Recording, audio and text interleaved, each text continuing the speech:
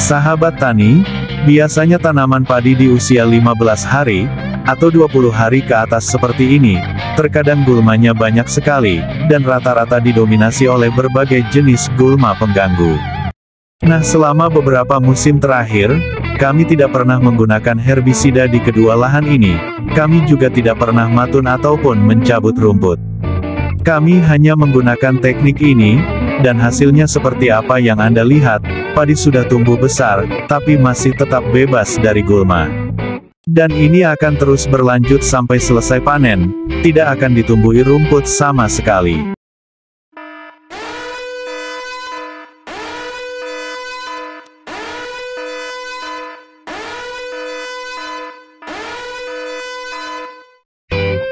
Halo sahabat tani, di video kali ini kita akan membahas tentang bagaimana caranya supaya lahan persawahan tidak ditumbuhi gulma, mulai dari awal tanam sampai panen seperti kedua lahan punya kami ini. Ini terlihat masih bersih sekali, padahal usianya sudah kurang lebih 15 dan 20 hari, tapi gulmanya belum tumbuh, bahkan boleh dikatakan tidak mau tumbuh dan tidak akan pernah tumbuh. Lantas mengapa bisa demikian? Oke baik, sebenarnya kuncinya ada beberapa tahap yang harus dilakukan. Nah, dari awal pembibitan padi, akan lebih baik bila mana bibit padi masih muda, atau baru mulai tumbuh serempak seperti ini, tetapi lahan sudah selesai dibajak, agar nantinya kita bisa melakukan perendaman lahan, minimal 1 minggu sebelum bibit padi dipindah tanamkan ke lahan. Cara perendamannya seperti apa? Nah sahabat tani, untuk cara perendamannya yaitu, lahan digenangi air setinggi 1 cm atau 2 cm saja. Setelah semua lahan sudah tergenangi air, selanjutnya lahan kita diamkan sampai airnya terlihat jernih, paling tidak sampai tanahnya kelihatan. Jadi ingat bahwa, airnya jangan sampai keruh, karena, ini bertujuan supaya benih-benih gulma yang ada di permukaan tanah, bisa terpapar oleh sinar matahari secara langsung. Lalu apa langkah selanjutnya? Nah, setelah 2 hari kita melakukan perendaman lahan, lakukan penaburan garam menggunakan garam krosok. Nah, fungsi dari penaburan garam krosok ini yaitu, bertujuan untuk meleburkan, atau membusukkan benih-benih gulma yang ada pada permukaan tanah. Jadi di sini kita akan mendapatkan 2 keuntungan.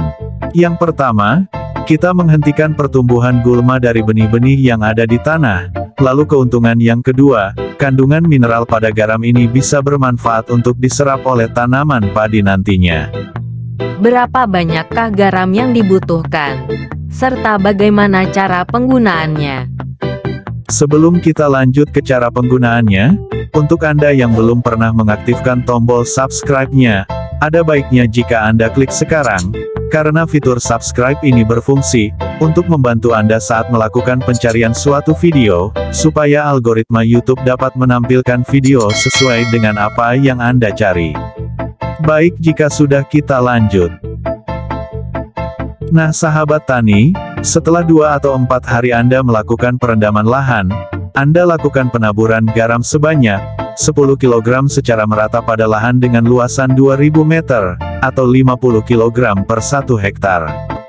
Jadi untuk lahan 1 hektar itu, cukup ditaburkan garam krosok 50 kg saja, tidak perlu terlalu banyak. Sahabat tani, langkah berikutnya yaitu, lahan kita diamkan minimal sekitar 1 minggu, atau, sampai bibit padi siap untuk dipindah tanamkan ke lahan. Dengan begitu, benih-benih gulma yang ada pada permukaan tanah akan membusuk. Meskipun nantinya masih ada gulma yang tumbuh, bisa dipastikan bahwa gulma yang tumbuh tersebut adalah benih gulma yang terbawa oleh arus air saat melakukan pengairan setelah penanaman bibit. Biasanya gulma yang baru tumbuh itu berada di dekat dengan saluran air atau saluran pemasukan air.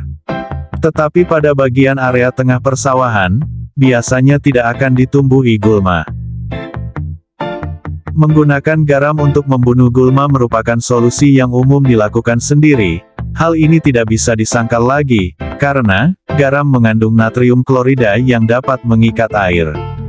Bahan ini dapat bekerja secara sinergis untuk membunuh rumput liar. Ketika garam diserap oleh sistem akar tanaman, garam akan mengganggu keseimbangan air dan menyebabkan gulma layu dan mati. Nah, keuntungan penaburan garam atau natrium klorida adalah, selain sebagai pengganti herbisida, natrium klorida juga dapat membantu menguraikan tanah liat yang kompak. Ini dapat membantu meningkatkan drainase dan sirkulasi udara dalam tanah. Setelah zat natrium klorida ini telah terurai, akan memungkinkan akar tanaman padi untuk tumbuh lebih baik. Sahabat tani, tanah yang seperti ini nantinya akan bagus karena tidak menggunakan herbisida. Sebab, residu herbisida itu cukup lama di tanah meskipun ada pengurai, misalkan menggunakan bakteri yang bisa mengurai herbisida, akan tetapi itu cukup lama, apalagi kandungan herbisida metilmetsulfuron dan imidacloprid, residu ini cukup lama diurai di dalam tanah.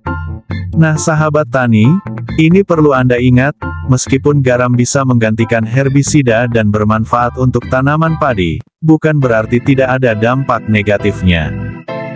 Dampak negatifnya yaitu, penggunaan yang berlebihan secara terus-menerus, dapat merusak pH tanah atau membuat tanah masam. Penggaraman tanah adalah praktik kuno yang sering digunakan dalam perang, untuk secara sengaja menghancurkan kemampuan tanah untuk menanam tanaman atau tumbuhan lainnya. Penggaraman tanah yang berlebihan, secara tidak sengaja, akan membuat kawasan yang terkena dampak tidak dapat menumbuhkan rumput atau tanaman. Jadi ingat, penggunaan garam ini harus hati-hati dan tepat sasaran. Penggunaan yang tepat akan membuat tanah subur, tetapi penggunaan yang salah justru akan merusak pH tanah.